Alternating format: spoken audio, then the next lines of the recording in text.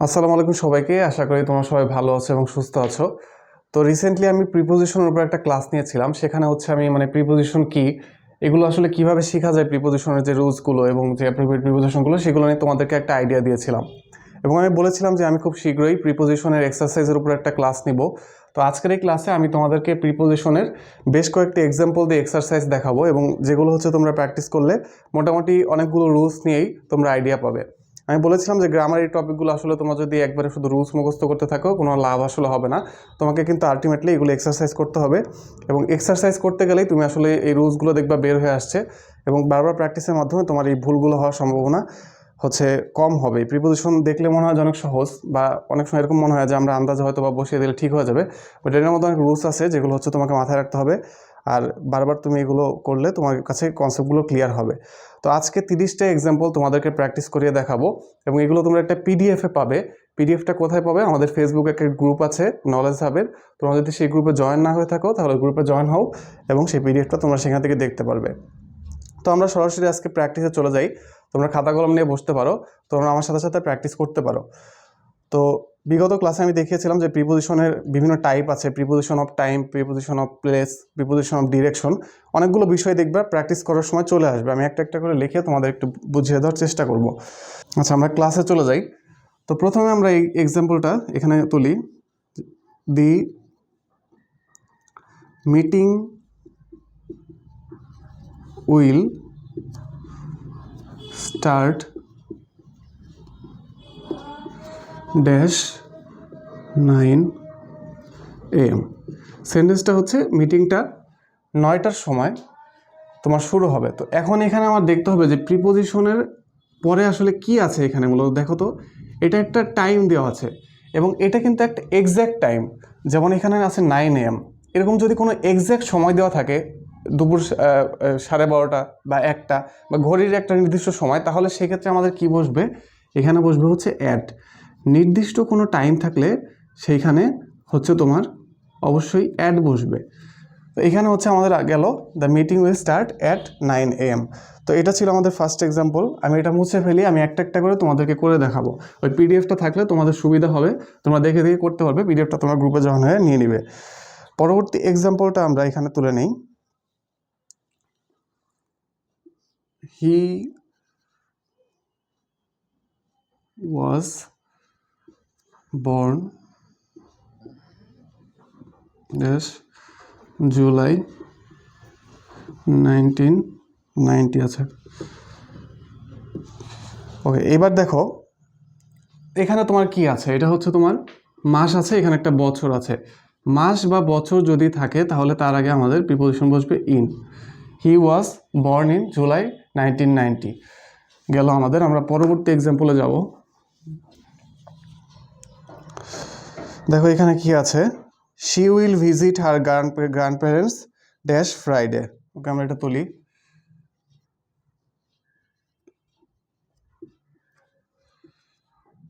She will visit হার, আমি একটু নিচে লিখি যেহেতু এখানে দেখতে সুবিধা হবে, গ্র্যান্ড প্যারেন্টস ড্যাশ ফ্রাইডে। এবার দেখো তোমাকে এখন যেখানে বুঝতে হবে এখানে কি বসবে। দেখো এখানে কিন্তু ইন বসবে না। তোমাদের মনে হতে পারে যে ইন বসবে, বা এখানে কি বসবে? এই যে ফ্রাইডে, এই ফ্রাইডেটা কি? ফ্রাইডেটা এখানে বোঝাচ্ছে সেন্টেন্সটা, যদি আমি বাংলা মিনিং করি, যে সে তার দাদা দাদির সাথে শুক্রবারে দেখা করবে। এখন এই শুক্রবার কিন্তু একটা নির্দিষ্ট দিন। যদি আমাদের কোনো নির্দিষ্ট দিন বোঝায় যে ওই দিনটা মিন করছে যে ওই দিনে আসলে এই ঘটনাটা ঘটবে, ইনসিডেন্টটা, সেক্ষেত্রে এখানে তোমার বসবে on his birthday, on her birthday. এরকম যদি কোনো নির্দিষ্ট একটা দিনের কোনো একটা ঘটনা বোঝানো হয় তাহলে সেখানে আমাদের অন প্রিপোজিশনটা ইউজ হবে। এরপরে দেখো এখানে আছে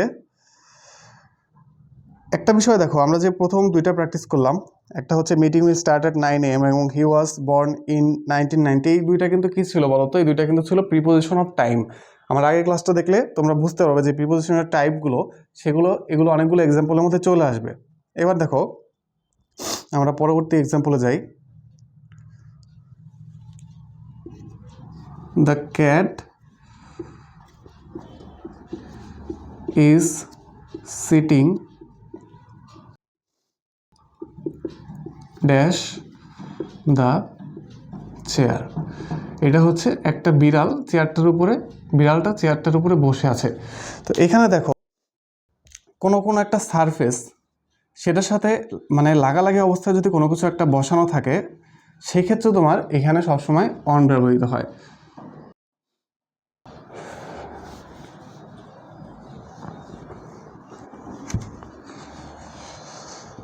দেখো সেমভাবে আরেকটা দেখো,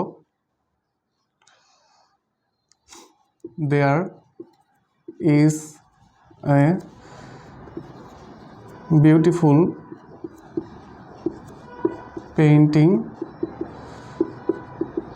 ড্যাশ দ্য ওয়াল। এখন তুমি আসলে এখানে স্বাভাবিকভাবে চিন্তা করো, ওয়ালের সাথে পেন্টিং সবসময় সাথে থাকে, ওয়ালের সাথে থাকলে আমি কেবল কি বললাম এখানে অন বসবে। তোমাকে আসলে ঘটনাটাকে বুঝতে হবে যে এখানে কি হয়েছে। ওয়ালের সাথে যেহেতু থাকে, এটা ওয়ালের সাথে মিশে আছে, তো সেই ক্ষেত্রে এখানে কোনো একটা পৃষ্ঠের উপর যদি থাকে সেটার সাথে মিশে, তাহলে সেখানে সবসময় অন ব্যবহৃত হয়। তো এখানে বলবে there is a painting on the wall. Alright, তো দেখো পরবর্তীতে যাই। The children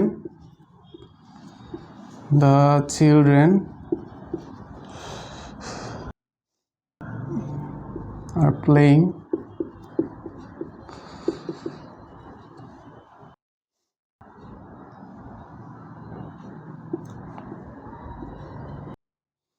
বাচ্চাগুলো এই বাগানে খেলাধুলা করছে।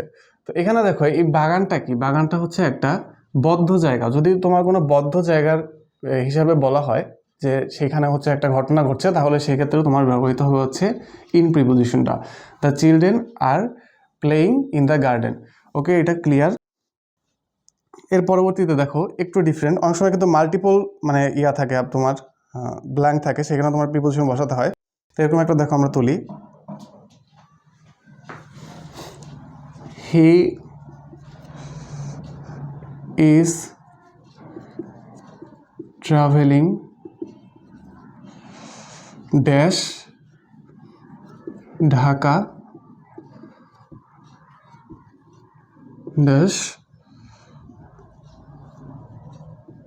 চট্টগ্রাম। তো এখানে তো বুঝতে পারছো যে এখানে বোঝাচ্ছে যে সে ঢাকা থেকে চট্টগ্রামে ট্রাভেল করলো। এরকম যদি কোনো একটা স্থানের কথা বলা হয় যে এক স্থান থেকে আরেক স্থানে এইখানে ট্রাভেল হয়েছে বা ভ্রমণ হয়েছে, তাহলে তোমার প্রিপোজিশনগুলো বসবে হচ্ছে যেখান থেকে তোমার যাবে তার আগে হচ্ছে ফর্ম, এবং যেখানে তোমার যাচ্ছে তার আগে হচ্ছে টু। এখানে he is travelling from Dhaka to Chattogram, সে কি ঢাকা থেকে চট্টগ্রামে ট্রাভেল করছে।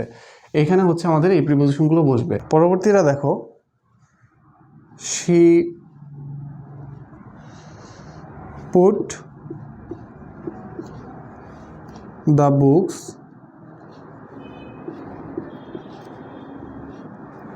dash the shelf, সে বইগুলোকে তাকে রাখলো। এখানে তোমাকে দেখো এখানে কি আছে, আমি বলেছি কোনো কিছু উপরে থাকলে সেখানে কি বসবে, অন। তো এখানে আমাদের অন প্রিপোজিশনটা বসবে।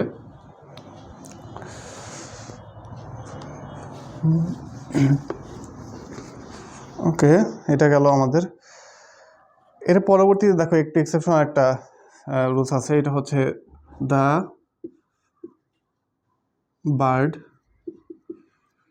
Flew dash the window. এখন তোমাকে একটা জিনিস বুঝতে হবে, যদি এমন কোনো একটা ঘটনা বোঝায়, যেমন দেখো একটা জানালার ভেতর দিয়ে হচ্ছে একটা পাখি উড়ে চলে গেছে, তাহলে এই যে ভেতর দিয়ে যদি তোমার কোনো একটা ঘটনাকে বোঝায় যে ভেতর দিয়ে চলে গেছে, তাহলে সেখানে তোমার ব্যবহৃত হবে through. The bird flew through the window. Okay, পরবর্তীতে আমাদেরকে এখানে আছে he is standing dash the bus stops. Bus stop একটা নির্দিষ্ট জায়গা, যে কোনো নির্দিষ্ট জায়গা যখন তোমার বোঝাবে, নির্দিষ্ট জায়গা বলতে কিন্তু এখানে বাস স্টপটা মানে বাস স্টপটাই বোঝাচ্ছে, এখানে কিন্তু কোনো শহর বোঝাচ্ছে না বা এমন কিছু বোঝাচ্ছে না যেখানে আরও আমাকে খুঁজতে হবে আর একটা জায়গা। একটা এক্স্যাক্ট জায়গা বোঝালে সেখানে সবসময় অ্যাট বসে, মনে রাখবা। তো এখানে he is standing at the bus stop. এরপরে দেখো she is good dash mathematics. এটা কিন্তু একটা অ্যাপ্রোপ্রিয়েট প্রিপোজিশন।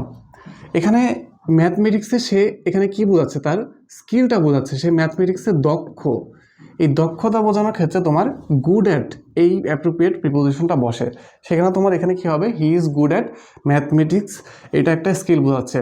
তো এখানে দেখো এরকম কিছু অ্যাপ্রোপ্রিয়েট প্রিপোজিশন আসছে যেগুলো হচ্ছে তোমাদেরকে দেখতে হবে, করতে করতে দেখবা চলে আসছে। তো এরপরে দেখবা he is interested dash music.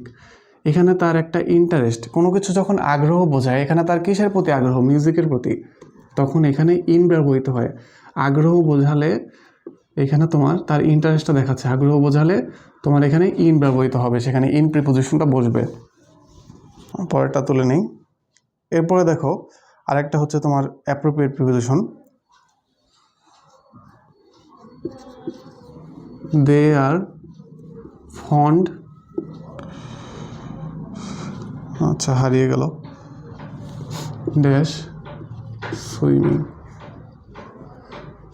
এখানে সুইমিংটা তাদের পছন্দ, এটা একটা অ্যাপ্রোপ্রিয়েট প্রিপোজিশন। এখানে ফন্ড থাকলে ফন্ড অফ হবে, পছন্দ বুঝিয়েছে, সুইমিংটা এখানে হচ্ছে ফন্ড অফ হবে, they are fond of swimming. এবার দেখো আরও একটা, he is addicted dash smoking. Addiction বোঝালেও সেখানে তোমার টু বসে, he is addicted to smoking. এরপরে দেখো she is married dash doctor. এখানে তোমরা এটা পারবে, ম্যারিড থাকলে ম্যারিড টু বসে, আমি আগের ক্লাসে দেখেছিলাম, এটা একটা appropriate preposition. She is married to a doctor হবে এখানে সম্ভবত। ওকে,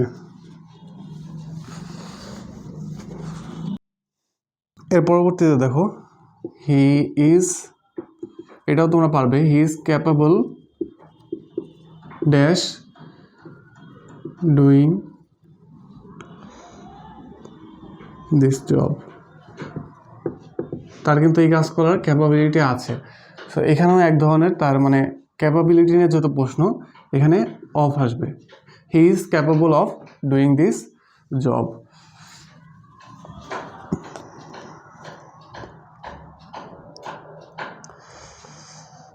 এবার দেখো একইভাবে she is afraid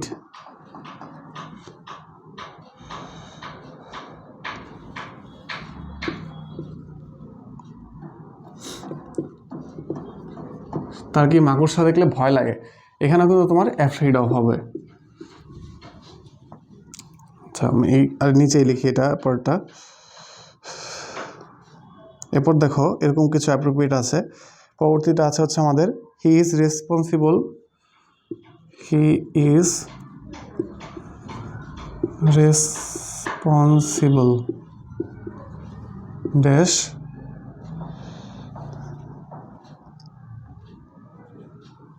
the project. Responsible থাকলে আমাদের বসবে responsible for, he is responsible for the project.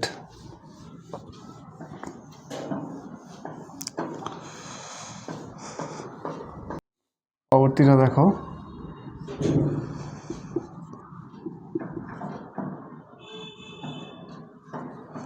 He is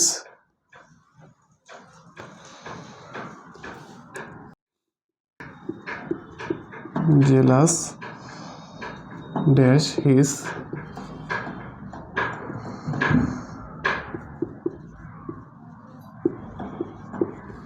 এখানে কি হবে বলতো, জেলাসের পর হবে জেলাস অফ, এরকম কিছু হচ্ছে তোমার আছে যেগুলো হচ্ছে অ্যাপ্রোপ্রিয়েট প্রিপোজিশন। এগুলো যদি প্র্যাকটিস করবে তোমাদের কাছে এগুলো দেখবে একাই ক্লিয়ার হয়ে গেছে। এখানে আসলে তেমনভাবে এক্সপ্লেন করার কিছু নেই। যেমন দেখো আমরা একটা তুলি, এখানে আছে হি ইজ স্যাটিসফাইড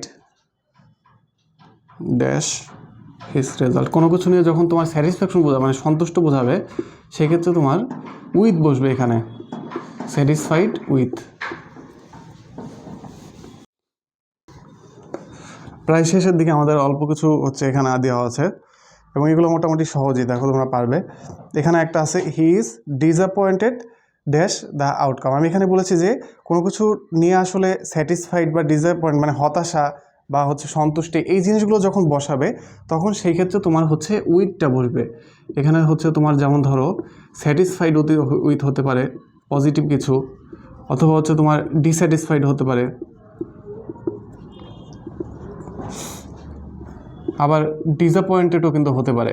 সো এখানে এই ধরনের যে ইমোশনগুলো আছে যেগুলো হচ্ছে তোমার সন্তুষ্টি বা অসন্তুষ্টি বোঝায় সেগুলোর ক্ষেত্রে অ্যাপ্রোপ্রিয়েট প্রিপোজিশনের ক্ষেত্রে তোমার উইথ বসবে। এখানে কিছু অ্যাপ্রোপ্রিয়েট প্রিপোজিশন দেখবে তোমরা একই রুলসের মধ্যে পড়ে, যেমন এই যে এই জিনিসগুলো বললাম। এমন আবার কিছু আছে যেগুলো হচ্ছে এক্সেপশনাল, যেগুলো হচ্ছে তোমার মানে রুলসের বাইরে থাকে, তো এগুলো তোমরা প্র্যাকটিস করতে করতে বুঝতে পারবে। এখানে দেখো এখানে আছে হচ্ছে হি ইজ ইনভলভড ইন, লাস্টেরটা আমি এখানে দেখাই, এটা একটু অন্যরকম।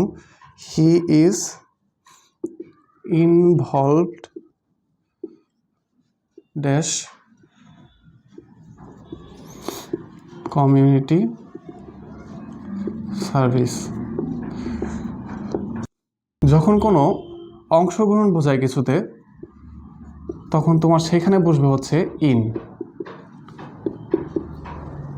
He is involved in community service. তো দেখো এখানে যে প্রিপোজিশনগুলো আছে আসলে দেওয়া এগুলো মোটামুটি ইজি, বাট এখানে কিন্তু বেশ কয়েকটা রুলস ফলো করে এমন প্রিপোজিশন এখানে দেওয়া হয়েছে। তো এই ধরনের আরও অনেক তোমরা এক্সারসাইজ দেখবে, সেগুলো তোমরা বারবার প্র্যাকটিস করবে এবং দেখবে অনেকগুলো একটু অন্যরকম লাগবে। তো এই অন্যরকম রুলসগুলো দেখবে আবার বারবার রিপিট হচ্ছে। তো এইভাবে যখন তোমরা বারবার প্র্যাকটিস করবে এই জিনিসগুলো তোমাদের কাছে ক্লিয়ার হয়ে যাবে। তো আজকের ক্লাসটা মূলত এই পর্যন্তই ছিল। এই 30টা এক্সাম্পল দিয়ে প্র্যাকটিস করে দেখলাম, আশা করছি তোমাদের অনেক কিছু ক্লিয়ার হয়ে গেছে। যদি কোনো প্রশ্ন থাকে এই বিষয়ে বা এগুলোর মধ্যে কোনোটা বুঝতে অসুবিধা হয় সেটা নিয়ে আমাদের গ্রুপে পোস্ট করতে পারো বা কমেন্ট করতে পারো। খুব শীঘ্রই ইংরেজির অন্য কোনো একটা টপিক নিয়ে তোমাদের মাঝে আসবো। তোমরা হচ্ছে যারা আমাদের ইউটিউব চ্যানেল থেকে দেখছো তারা চ্যানেলটা সাবস্ক্রাইব করে দাও, যদি ফেসবুক পেজ থেকে দেখে থাকো ভিডিওটা শেয়ার করো এবং আমাদের পেজটাকে ফলো করে দাও। আর সবচেয়ে ইম্পর্টেন্ট কথা, আমাদের যে গ্রুপটা আছে সেখানে কিন্তু আমরা বিভিন্ন ধরনের আপডেট দিব স্টাডি নিয়ে এবং তোমরা সেখানে বিভিন্ন স্টাডি ম্যাটেরিয়ালসও পাবে। তো গ্রুপটাতে এখনই জয়েন হয়ে নাও, তোমাদের ফ্রেন্ডদেরকেও ইনভাইট করো। তো খুব শীঘ্রই আশা করছি দেখা হবে। তোমরা প্র্যাকটিস করতে থাকো, কোনো সমস্যা হলে জানাও। অন্য কোনো ভিডিওতে খুব শীঘ্রই দেখা হবে। আল্লাহ হাফেজ।